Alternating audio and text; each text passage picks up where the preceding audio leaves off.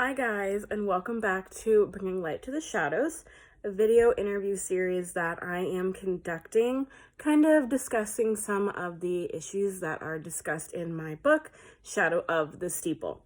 So last week we got a little heavy, we got a little personal, and I hope that you guys took a lot away from that video. But this week we're going to lighten it up a little bit for my own sanity, as well as I'm sure a lot of yours. So this week, we are really going to be diving into the creation of Shadow of the Steeple.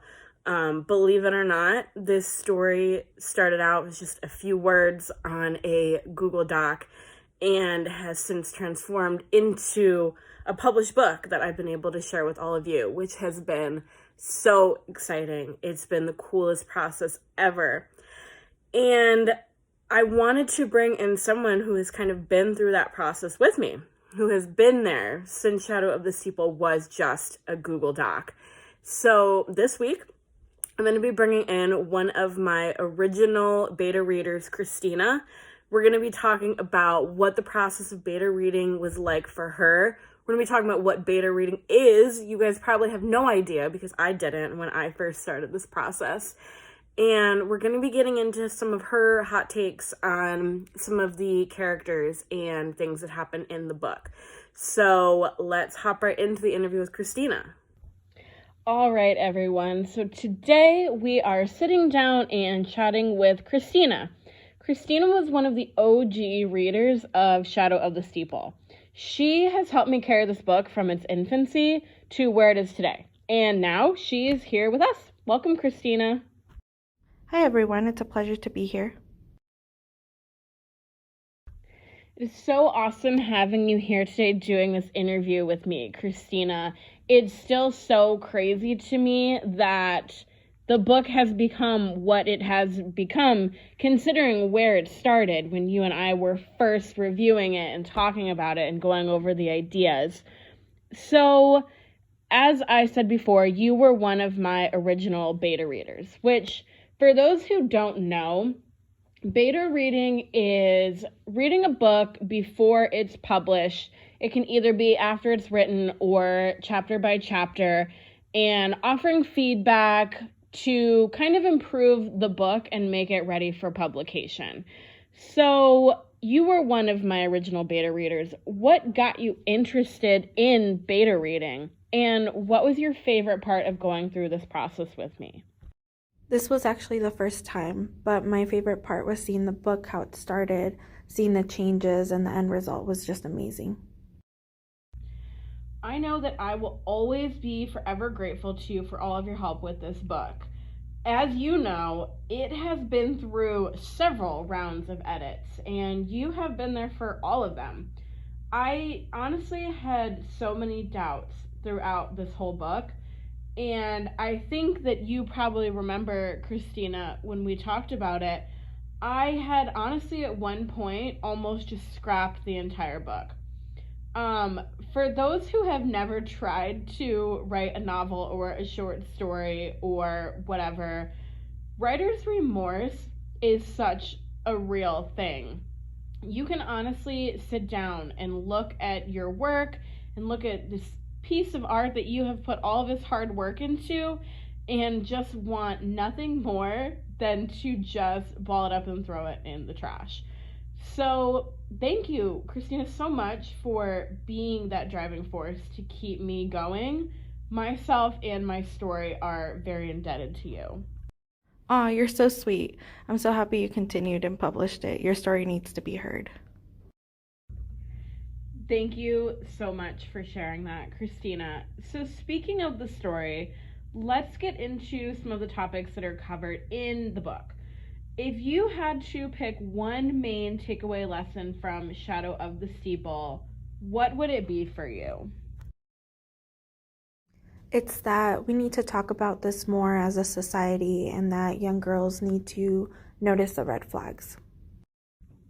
I really appreciate that you bring up how important it is that we showcase the red flags for young girls who maybe did not necessarily realize that these red flags were red flags. For those who haven't listened to last week's interview with London, I recommend going back and listening to it and kind of hearing our story where we had so many red flags literally smacking us in the face.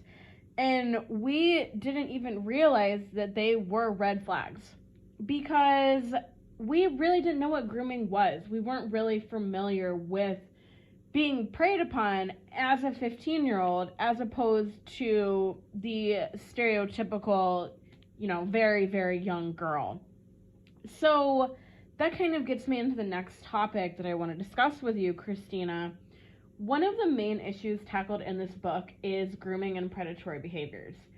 So you and I and London come from the same generation where grooming, it was recognized as inappropriate, obviously, but it was one of those taboo topics that people didn't talk about and kind of turned a blind eye to it and just pretended like it didn't exist and it didn't happen outside of the movies.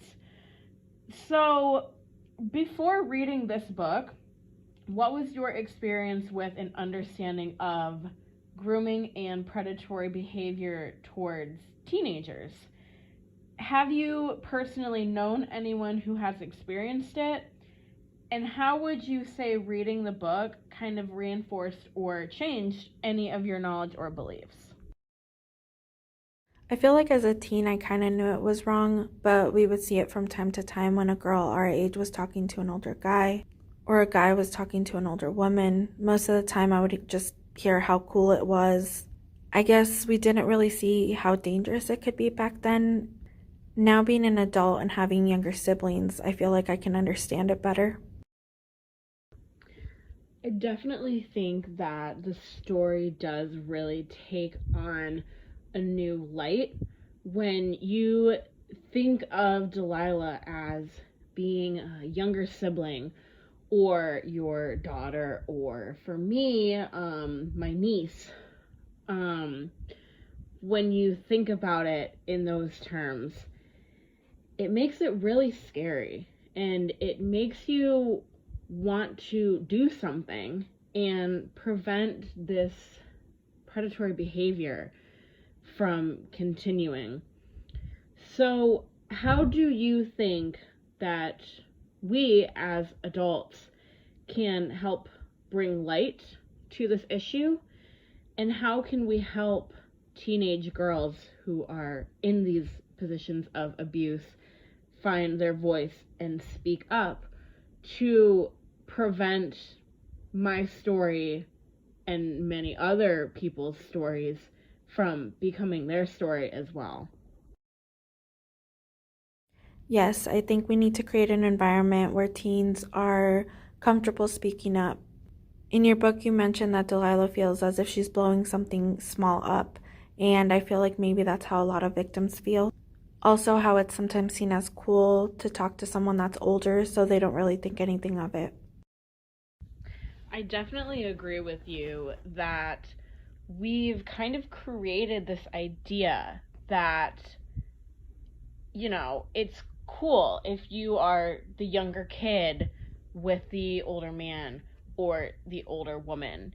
I think back to, I can't even count how many movies and TV shows I have watched where it's almost glorified, where you have this young girl who is still in high school dating her teacher or older brother's friend, or a man who is a full grown adult dating a teenager.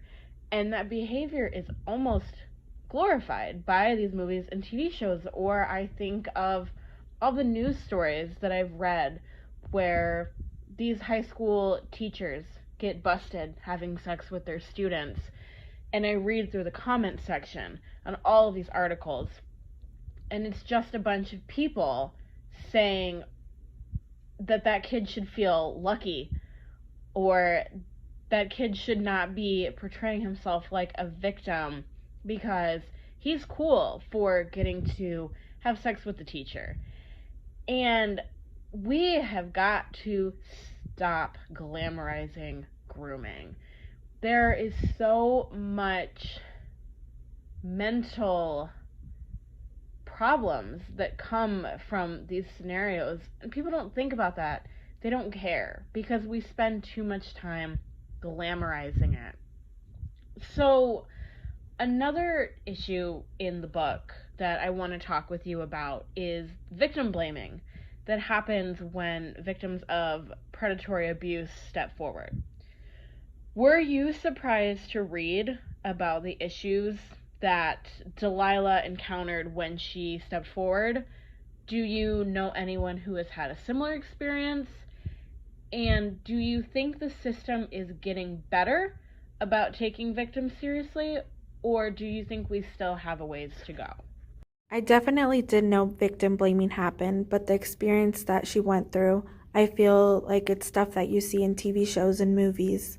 It's not really something that you think or I guess want to believe that it actually happens. I don't know of anyone who's experienced this, but I do hope that the system is getting better.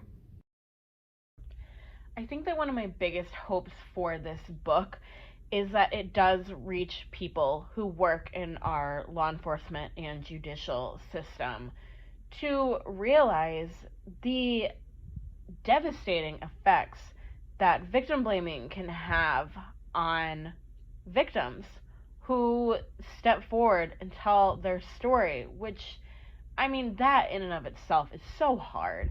It's so hard to accept that behaviors that happened to you were not okay and they were predatory, and then to step forward knowing that you're going to get the backlash from your friends, your family, the public, and then you also have to get it from people in the law enforcement and judicial system.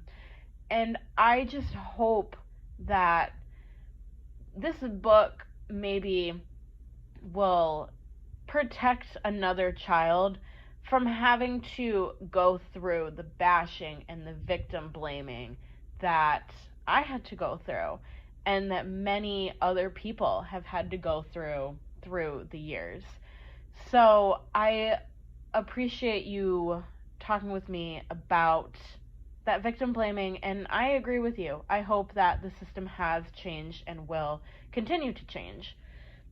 So, lightening the mood a little bit, going back to some of the characters in Shadow of the Steeple.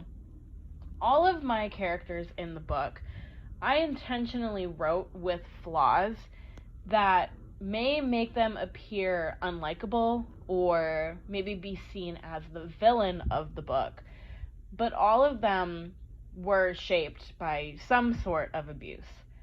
Which character would you say may seem like a villain or a bad guy, but may be portrayed differently if it wasn't for their own personal demons? I think there are a few villains in the book, but one I feel like may not have been is Shelby. She was a young girl in the same situation as Delilah. So I want to believe that if it wasn't for the circumstances, she wouldn't have been.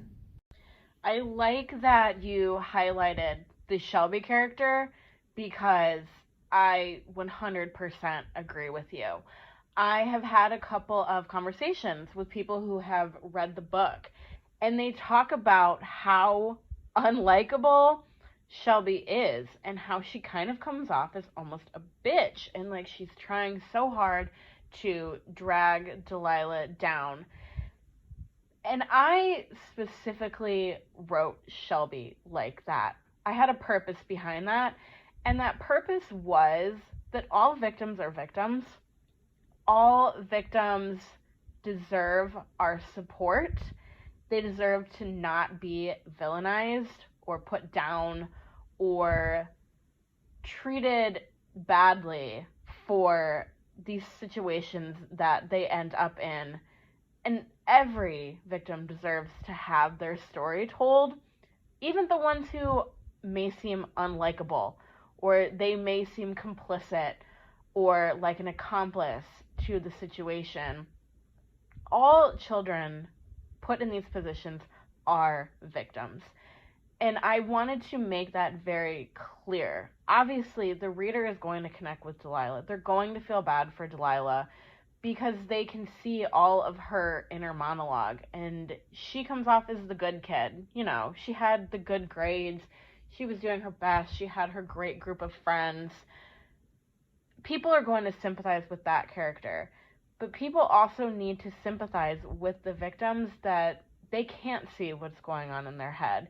And to them, it seems like that character is the villain or they're the bad person, but they are still a victim nonetheless and deserve every right to still have their story told and still be treated as a victim.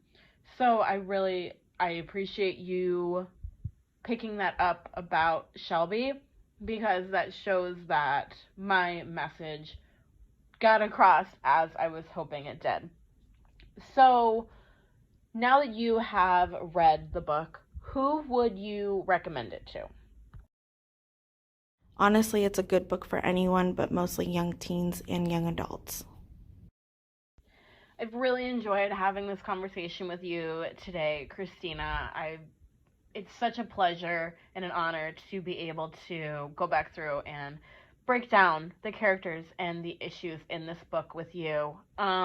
Closing the interview, do you have any questions for me that you would like to ask? Yes, I was wondering if there are any plans for any new books. I would love to read more from you. Yes, so I do have another book coming up. Hopefully will be released around the end of 2021. That is the goal. That's what I'm shooting for. This book is going to be titled Till Death Do Us Part. It's going to be focusing on a different set of characters than the characters in Shadow of the Steeple, but it is going to have an equally powerful message, kind of diving into emotional abuse and kind of giving people an opportunity to see what emotionally abusive relationships are like and why it can be so hard to get out of them and the devastating impacts that they can have on somebody's overall mental health. So I'm working on that now, and I'm so excited to share it with everybody. So stay tuned. And of course, Christina, I'm looking forward to sharing it with you before I release it to the general public. I think you're really going to enjoy it. All right. Well, thank you so much for joining me today, Cristina. Again, it has been such an honor sitting down and having this conversation with you. And I look forward to having these conversations with you about future books. You're welcome. Thank you for having me today. All right, guys. So that concludes my interview with Cristina. I hope that you guys enjoyed it as much as I did. It was so much fun to be able to sit down with Cristina again and discuss this book that I have been discussing with her since its infancy, since it was just a few words on a page. It was so much fun to be able to sit down with her again and dive into these characters and these issues again now that it is a published book that I have been able to share with all of you. So I hope that you enjoyed it. I hope you were able to really get a great idea of what the beginning stages of writing a book looks like. Maybe you learned a little bit about beta reading. Maybe it's inspired you to go out and be a beta reader. It's so much fun getting to see a book through from its baby years until it's a published book. So hope you guys enjoyed the interview. As I said before, this is a video series, so there will be some more videos to come. So make sure you subscribe to the channel so you can be alerted when those drop. Also, make sure you check me out on Facebook at Shawnee Kurth Author, or you can just search up Books by Shawnee. You can also find me on Instagram and TikTok, just at Shawnee Kurth. My socials are where I post all of my book news, giveaways, promotions, little fun tidbits that I like to share with you guys. And that's also where I post all of the YouTube videos as soon as they drop. So make sure you check me out on all my socials. Also, Shadow of the Steeple is now available in paperback and ebook on Amazon. So make sure you check that out. Make sure you pick up your copy. The link to purchase is on all of my socials, Facebook, Instagram, TikTok. So make sure you check that out, pick up your copy. And if you guys are watching this video before June 5th, I do have a promotion running right now on the Kindle ebook. Between now and June 5th, you can get your copy 50% off of regular price, so you can pick it up for $1.99. I really wanted to share this with you guys. I want to make this book accessible for everybody, so I am running a little promo on it right now. Hopefully you guys can check that out, and I will see you in the next video.